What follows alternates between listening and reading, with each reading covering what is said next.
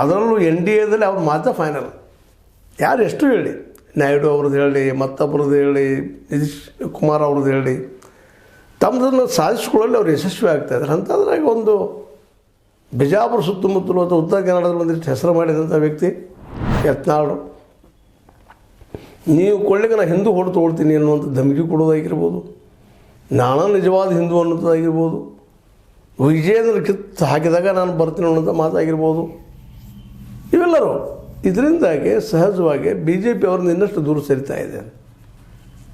ಇದು ಗೊತ್ತಾಗಿದೆ ಅಂತ ಕಾಣ್ತದೆ. ಮನವರಿಕೆ ಆಗಿದೆ ಭಿನ್ನರಿಗೆ. ಭಿನ್ನಂದ್ರೆ ಯಾರು ಗೊತ್ತಂದ್ರೆ ನಿಮಗೆ ಹೇಳುವಂಥ ಅವಶ್ಯಕತೆ ಇಲ್ಲ.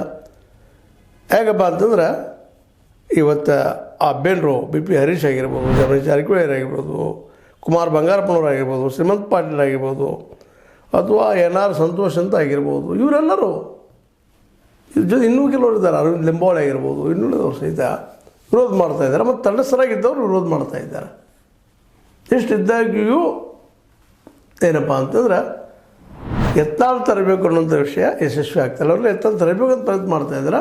ಅವ್ರು ಒಳಗೆ ತೊಳು ದಿಶೆಯಲ್ಲಿ ಹೈಕಮಾಂಡ್ ಇದ್ದಂಗೆ ಕಾಣೋದಿಲ್ಲ. ಅದಕ್ಕಾಗಿ ಈಗ ಹೊಸದಂಥ ಹಾದಿನ ಹುಡುಕಿದಾರ ಅಂತ ಸುದ್ದಿಗಳು ಬರ್ತಾಯಿದ್ದಾವೆ. ಅದ್ರ ಏನದು ಹೊಸ ಹಾದಿ ಅಂದ್ರೆ ಆದಷ್ಟು ಪಟ್ನಲ್ಲಿ ಬದಲಾಗಬೇಕು. ವಿಜೇಂದ್ರ ಅವರು ಈಗಾಗಲೇ 2 ವರ್ಷ ಮುಗಿಸಿದ್ದಾರೆ. ಇನ್ನೊಂದು ವರ್ಷ ಅವರು ಆದರೆ ಆಗಲಿ.